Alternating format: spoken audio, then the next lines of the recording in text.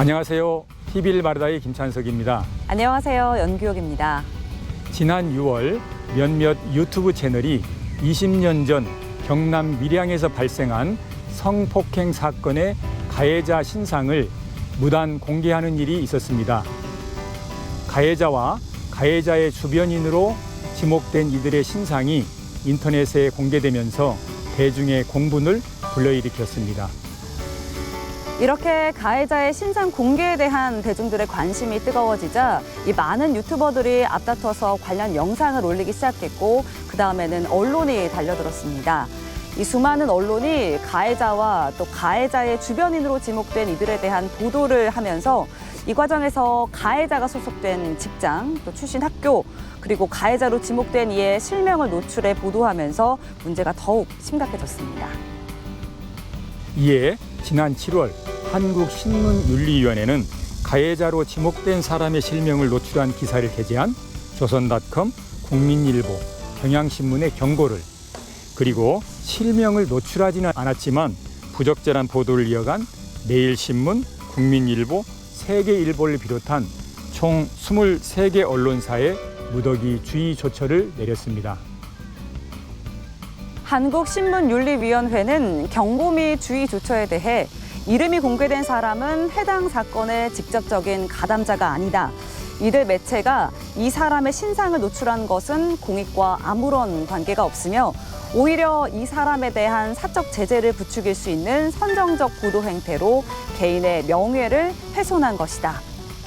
비록 과거 사건에 대한 사법 처리가 미흡했다는 여론이 존재했지만 가해자의 신상 정보와 현재 근무하는 직장, 또 출신 학교를 공개하는 것은 대중의 호기심에 편승해 해당 기관의 명예와 또 신용을 훼손하는 보도 행태이다라며 조처 이유를 밝히기도 했습니다.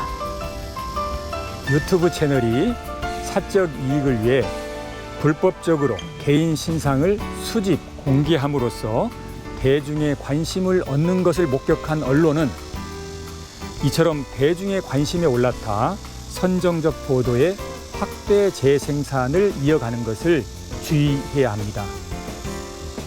이 경우 언론은 사적 제재가 어떠한 문제를 야기할 수 있는 것인지를 알리고 이후 대중이 가해자들에게 이토록 분노하는 이유를 분석하여 우리 사회가 어떠한 방향으로 나가야 할지를 제시해야 하는 것입니다.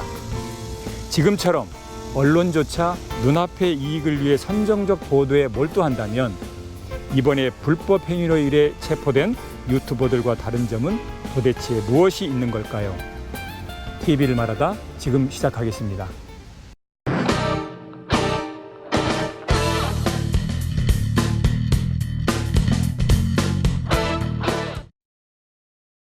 안녕하세요. 한국교통대학교 강상환 교수입니다. 여러분도 잘 아실 만한 미국의 유명한 토크 프로그램 중에 오프라 윈프리 쇼가 있습니다. 이 프로그램에 대한 유명한 에피소드가 있는데요. 그건 2004년에 방영된 오프라의 자동차 선물 이벤트였습니다. 제작진은 이 프로그램에서 특별한 선물을 준비했습니다.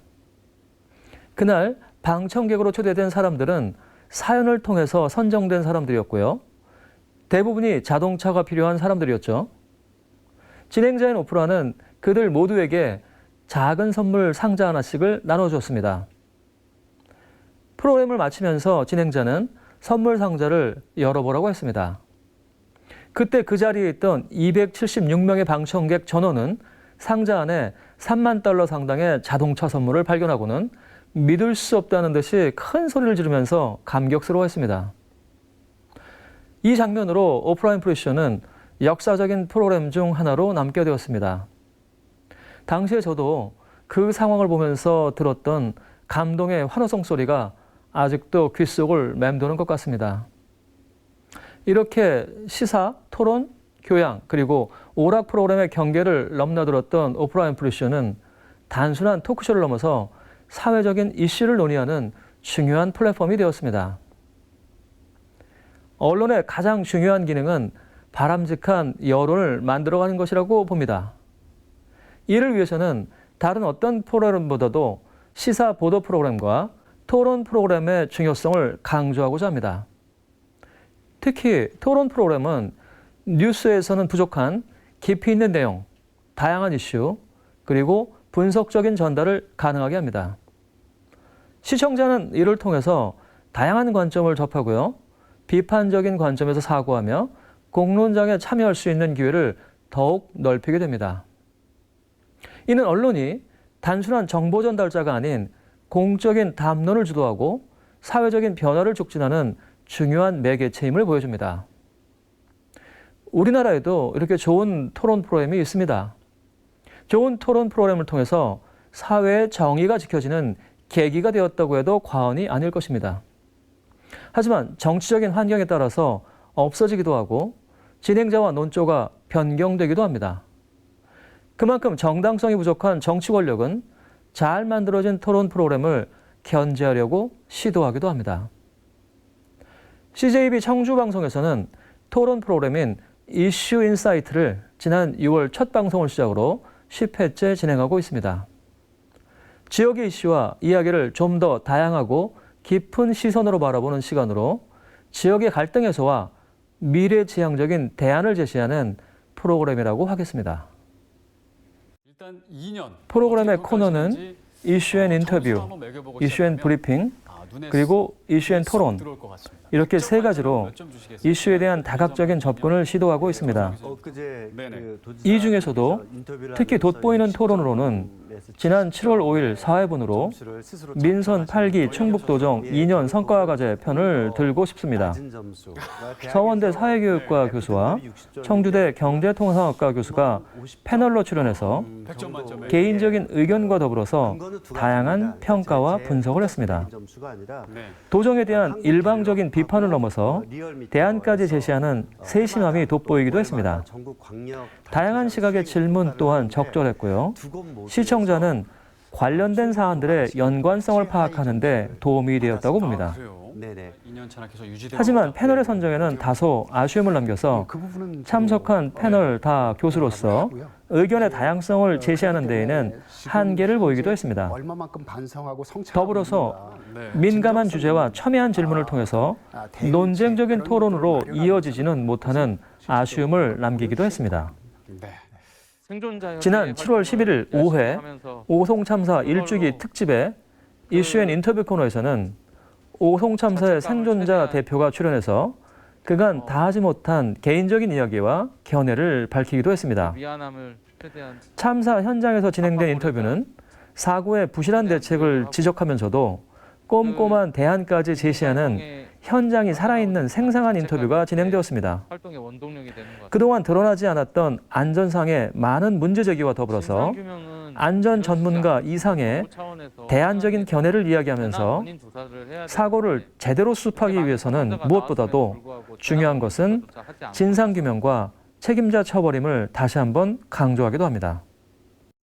그리고 당일 이슈 앤 토론 코너에서는 충북 재난안전실장과 시민진상조사위원회 담당 변호사가 출연해서 사고의 원인과 재판 진행 상황에 대해 정리합니다. 특히 이슈가 되는 중대재해처벌법과 관련된 도청과 시민단체 간의 서로 다른 입장을 표출합니다. 토론 중에는 재난안전부서 회피 문제에 대한 사각지대를 발견하고 그에 대한 대안을 제시하는 성과를 보이기도 합니다. 하지만 나름의 한계도 보여서 진행자는 상호 토론을 유도하는 질문보다는 설명을 듣기 위한 질문을 하는 경우가 많았으며 이로 인해 토론의 분위기는 화기애애해졌지만 반면에 심각한 찬반 토론까지는 이어지지 못했습니다. 그리고 7월 5일 4회 이슈 앤 인터뷰 코너에서는 충북 자치경찰위원회 2기 이광숙 위원장의 인터뷰가 있었습니다. 특별한 질문과 문제 제기가 없는 가운데 일방적인 업무 브리핑과 같은 내용이 이어졌습니다. 하지만 인터뷰는 질문을 전제로 하고요. 질문에는 대상에 대한 문제의식이 담겨 있어야 한다고 봅니다. 인터뷰어의 관점이 담긴 질문과 그리고 그 던져진 관점에 대한 인터뷰 이의 견해가 담긴 답변이 만나는 지점이 바로 인터뷰라고 봅니다. 시청자는 포장된 사실이 아닌 솔직한 견해를 듣고 싶어 하기 때문입니다. 프로그램에 대한 이러한 비평과 더불어서 일부 학계에서는 지역 방송사의 문제 중 하나로 열악한 제작 여건에서 현장 취재보다는 토크 포맷이 손쉬운 제작 방법이기 때문에 발로 뛰는 현장 취재나 탐사 보도가 현저하게 줄어든 대신에 정치나 사회 현안에 대해 해설과 평론을 덧붙이는 토크 프로그램은 늘어나는 추세이며 등장하는 출연진 또한 지역사회의 오피니언 리더가 대부분이라는 비판을 하기도 합니다. 이러한 지역방송국에 대한 따가운 시선을 어떻게 불식시킬 것인가 하는 과제 또한 안고 있습니다. 이러한 비판을 극복하기 위한 몇 가지의 제 생각을 말씀드리면, 먼저 프로그램의 현장성을 어떻게 담아낼 것인가, 그리고 문제의식을 어떻게 담보해낼 것인가, 시청자의 피드백을 어떻게 담아낼 것인가, 그리고 확증 편향이 아닌 균형 있는 의견을 어떻게 담보할 것인가, 끝으로 시청자의 참여와 흥미를 어떻게 이끌어낼 것인가 등의 문제를 풀어야 하는 과제가 남아있다고 하겠습니다. 사회가 다양하고 복잡해질수록 맥락을 파악하는 것이 더 중요해지고 있습니다.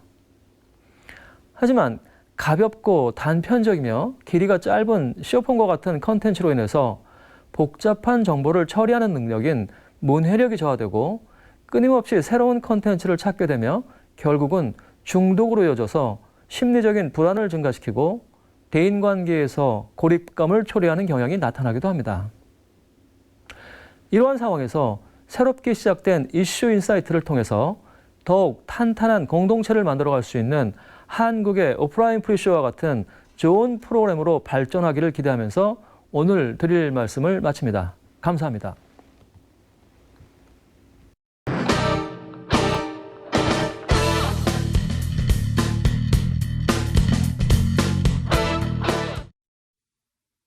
올여름은 유난히 무더운 기온으로 고통을 호소하는 사람들의 목소리가 높았습니다. 그동안 말로만 듣던 기후위기 문제가 실감되니 이에 따른 우려도 증폭되고 있는데요. 지구온난화를 늦추기 위해 친환경 에너지에 대한 관심이 높아진 것도 이런 분위기와 관련이 있습니다. 친환경 에너지란 이산화탄소와 같은 온실가스를 배출하지 않고 방사능 누출 위험이 없는 태양, 바람, 물, 수소와 같이 재생 가능한 자원에서 에너지를 얻는 걸 말합니다.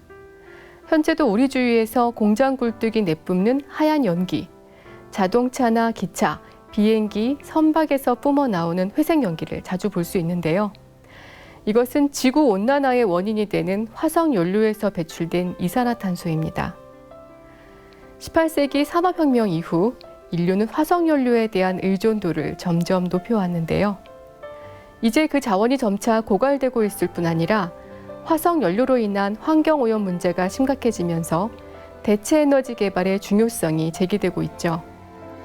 그래서 현재 세계 각국에서는 화석연료를 대체할 친환경 에너지에 대한 연구 개발이 활발하게 진행되고 있습니다. 석탄, 석유, 천연가스 등의 화석연료와 달리 풍력이나 태양, 수소처럼 환경을 오염시키지 않는 친환경 에너지는 고갈 우려도 없고 생물에 무해하다는 장점이 있기 때문이죠. 태양열을 모아 전기로 바꾸는 태양에너지는 대표적인 친환경 에너지로 에너지원이 무제한으로 제공되기 때문에 필요한 장소에서 필요한 양의 발전이 가능하고 또 유지 보수가 쉽다는 장점이 있습니다. 또 풍력 에너지는 자연바람을 이용해 전기를 생산하는 친환경 에너지인데요. 아마 여러분도 제주도나 대관령에 설치된 풍력발전기를 본 적이 있으실 겁니다. 신재생에너지의 대표적 에너지원인 풍력은 무한정 이용할 수 있을 뿐 아니라 이산화탄소나 방사선 폐기물 같은 환경오염 물질을 배출하지 않기 때문에 그린 에너지로 주목받고 있습니다. 또 수소는 에너지를 생산할 때 산소와 결합해 물만 배출할 뿐 에너지를 다 사용한 후에는 다시 물로 되돌아가는 특성이 있는데요. 이런 친환경 에너지들은 온실가스를 배출하지 않아 환경을 보존하고 에너지 전략도 할 수 있기 때문에 미래에도 지속 가능한 에너지 솔루션으로 주목되고 있습니다. 이와 관련해 지난 8월 23일과 30일 양일에 걸쳐 방송된 테마 스페셜 미래열 열세 수소는 수소 연료전지에 대한 이해를 돋는 데 시의적절한 내용을 전해주어 눈길을 끌었습니다. 수소는 지속 가능한 미래 에너지로 전 세계에서 주목하고 있는 에너지인데요. H로 표기되는 수소 원자는 화학 주기율표의 첫 번째 자리에 위치하고 있죠. 사실 수소는 우리에게 그리 낯선 존재가 아닙니다. 수소는 우주를 구성하는 물질의 75%를 차지하고 있을 뿐 아니라 공기 중에도 산소보다 수소가 수십 배 더 많은 양을 차지하고 있기 때문입니다. 그런 탓에 수소는 오랫동안 인류에게 중요한 존재로 여겨져 왔습니다. 수소와 산소가 결합하면 모든 생명의 근원인 물이 되고 또 강력한 전기 에너지로 모습을 바꿉니다. 이런 특징만 보더라도 수소가 인류에게 소중한 에너지원이라는 사실을 알 수 있는데요. 이제 인류는 이 수소를 궁극의 에너지로 사용하려 하고 있습니다. 수소 에너지는 말 그대로 수소로 만든 에너지를 말합니다. 아마도 일반에는 수소 연료 장치 자동차와 버스가 수소 에너지를 각인시킨 계기가 되지 않았을까 싶은데요. 그렇다면 미래 에너지로 주목되고 있는 수소는 과연 인류의 에너지 문제를 해결해줄 구원자가 될 수 있을 것인가에 대해 호기심이 생기지 않을 수 없습니다. 왜냐하면 과거에는 물이나 공기와 밀접한 관련이 있는 수소를 에너지로 사용한다는 것은 상상의 영역에서나 가능한 일이었기 때문입니다. 가령 80일간의 세계 일주나 15소년 표류기로 이름난 소설가 줄 베른이 1874년에 발표한 신비의 섬이라는 소설에 물이 미래의 석탄이 될 것이라고 예언한 장면이 나오는데요. 이것만 보더라도 물이 미래의 에너지가 될 것이라는 생각은 이른바 공상과학 소설에나 나올 법한 일이었습니다. 그런데 그 상상력이 21세기의 오늘날 현실화된 것입니다. 방송에서는 이제 막 등장하기 시작한 수소 전기 선박, 수소 전기 비행기, 액화 수소 드론의 현재를 직접 보여주면서 시청자들의 이해를 도왔는데요. 수소 전기 선박은 시끄러운 엔진 소음이 없고 대기 중에 희뿌연 연기를 내뿜는 대신 깨끗한 물줄기를 뿜어내는 모습이 인상적이었습니다. 더욱이 수소 탱크 8개로 6시간 동안 운행할 수 있다고 하는데요. 이 장면은 신재생 에너지의 기술 발전이 앞으로도 무한히 지속될 것임을 예측해 하면서 바다 오염을 줄일 수 있으리라는 기대를 갖게 해주었습니다. 이와 함께 수소 전기 비행기는 2톤이 넘는 무게에도 5,000m 높이까지 상승할 수 있어 가솔린 엔진 성능에 버금간다고 하는데요. 여기에 사용된 수소 연료전지 역시 기존의 전기 배터리보다 에너지 밀도가 높아서 훨씬 먼 거리를 날 수 있다는 장점을 자랑했습니다. 잘 알려져 있다시피 인간의 이동 수단 중 탄소 배출이 가장 높은 것이 비행기인데요. 그만큼 전 세계에서 비행기의 탄소 배출을 매우 심각하게 인식하고 있는 상황에서 친환경 항공기 도입은 가장 시급한 문제로 꼽히고 있습니다. 수소 전기 비행기는 이에 대한 최적의 대안으로 모색되고 있지만 이제 겨우 걸음마를 뗀 상태니 앞으로의 전망이 기대됩니다. 또 액화 수소 드론도 리튬 배터리나 기체 수소보다 장시간 비행이 가능하기 때문에 그만큼 활용도가 높다고 하는데요. 그래서 실종자나 범인 수색 또는 산불 진화나 농약 살포 등의 유리한 성능을 예고했습니다.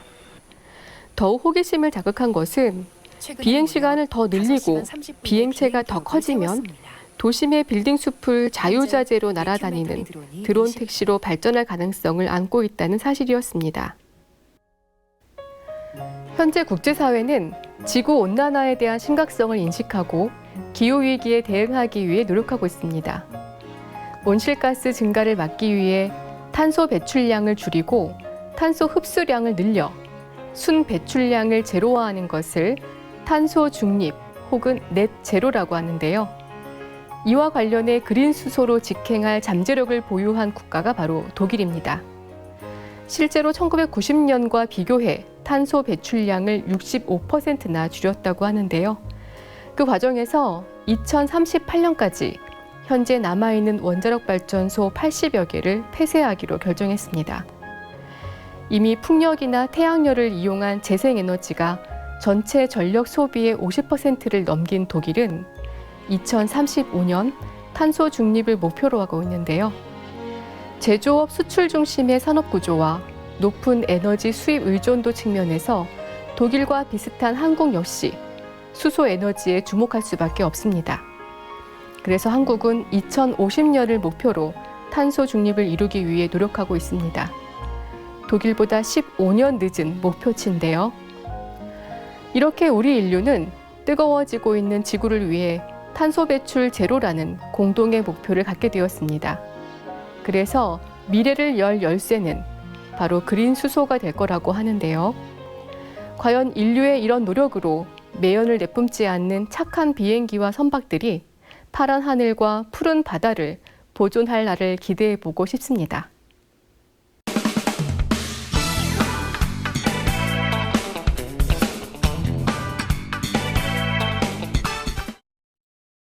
TV를 말하다 플러스 CJB 시청자 비평입니다. 안녕하세요. 저는 충북 시청자 미디어센터 시민미디어 비평단 박미라입니다. 현대사회에서 미디어는 대중의 인식 형성에 큰 영향을 미치는 중요한 도구입니다. 따라서 한 이슈에 대한 미디어의 보도 횟수나 방식은 사회적 이해와 태도를 형성하는 데 중요한 역할을 하는데요. 그런 의미에서 오늘은 CJB 청주 방송에서 방송된 장애인 관련 뉴스 보도를 살펴보고자 합니다. 단순 소식 전달 보도 9건은 시설 이전이나 봉사활동과 같은 주제를 다루었는데요. 이 중 4월 30일 충북의 한 단체가 충북지체장애인협회 청주시 지회에 장애인 리프트 차량을 기증한 기사는 미담이나 장애인에 대한 지원 소식 전달을 넘어 장애인 이동권 보장과 관련된 보도로 확장했다면 더욱 좋았을 것이라는 아쉬움이 있었습니다. 장애인을 이용한 명의 도용이나 금전적 공갈 협박 등 장애인 대상 사건 기사 6건은 장애인을 대상으로 한 범죄 사례를 다루었는데 이러한 보도는 사건 전달에 그치지 않고 재발 방지를 위한 보호 대책 마련을 촉구함으로써 사회적 경각심을 높일 필요가 있습니다. 그리고 행사 기사 6건 중 4월 17일에 보도된 44회 장애인의 날 1회 편의 증진의 날 기념식 단시는 처음 기념하게 된 편의 증진의 날이 어떤 의미를 지닌 행사인지 전혀 소개하지 않아 시청자로서 행사의 배경을 이해할 수 없었던 반면 4월 25일에 보도된 충북 장애인 도민체전 개막 보도는 다양한 경기에 임하는 선수들의 모습을 통해 신체적 한계를 극복한 도전의 모습을 잘 전달해 주었습니다. 5월 21일에 보도된 반복되는 장애인과 장애인 가족 참사의 현실을 드러낸 청주 발달장애인 일가족 사망 사건의 경우 단순 사고 기사로만 그쳐 아쉬웠으나 5월 30일 적극적인 국가 지원은 물론 민간 기관과 연계해 사회와 더 가깝게 지낼 수 있는 촘촘한 인프라를 구축해 더 이상 비극이 반복되는 걸 막아야 한다는 발달장애인과 가족들의 목소리가 후속 보도되어 좋았습니다. 장애인이 사회의 일원으로 인간다운 삶을 살아갈 수 있도록 세심한 보완책이 절실함을 되새길 수 있는 보도였습니다. 인터뷰 형식의 취재 기사 5건은 장애인의 재활과 도전, 직업 재활, 경제활동 자립의 필요성을 다루었는데 다양한 관계자와 장애인 당사자의 목소리를 직접 들을 수 있어 좋았습니다. CJB의 장애인 관련 뉴스 보도는 주기적으로 장애인 문제를 다루며 지역사회의 관심을 높이는 데 중요한 역할을 하고 있지만 동정이나 호기심을 유발하는 단순 사건 보도보다는 장애인에 대한 재활, 경제적 자립, 이동권 보장, 장애인식 개선, 이에 따른 체계적인 정책적 대안과 더불어 장애인 당사자의 다양한 목소리를 반영하는 기획과 지속적인 심층 취재가 필요하다고 생각합니다. 장애인 문제의 복합성을 이해하고 해결하기 위한 다각적인 접근과 함께 장애인의 목소리를 중심에 두고 장애인의 삶을 비장애인과 동등한 관점으로 바라보는 미디어 보도가 이루어질 때 장애인에 대한 사회적 인식이 긍정적으로 변화할 것입니다. 앞으로 CJB가 장애인 관련 보도에서의 시의성과 심층성을 동시에 추구하여 지역사회의 장애인 인식 개선에 더욱 기여하기를 기대합니다. 이는 장애인과 비장애인이 구분 없이 살아가는 사회를 구현하는 데 있어 중요한 밑거름이 될 것입니다. 어렸을 적 제가 한여름에 뜨거운 날씨에 힘들어하고 있을 때면 어른들께서는 쳐서만 지나면 선선해진다. 조금만 참아라. 라고 말씀하시곤 했습니다. 그리고 정말로 신기하게도 처서가 되면 선선한 기운이 느껴지며 아, 정말 가을이 왔구나 하는 생각이 들곤 했지요. 하지만 이제는 그런 상식이 통하지 않는 시대가 된 것 같습니다. 서울대 환경대학원 정수종 교수는 경향신문에 올여름이 제일 시원할 것입니다 라는 기고문에서 앞으로 폭염이 더 강해질 것은 자명하다. 폭염뿐만이 아니라 가뭄, 집중호우, 태풍 등 이상기후의 강도도 강해질 것이다. 지금이라도 늦지 않았으니 기후위기 대응을 국가의 최우선 어젠다로 격상시켜야 한다라고 밝혔습니다. 네, 앞서 살펴봤던 테마 스페셜의 내용처럼 지구온난화를 막기 위한 탄소 중립, 그리고 기후위기에 대한 대응을 더 깊게 고민하고 실천으로 빠르게 옮겨야 하지 않을까 싶습니다.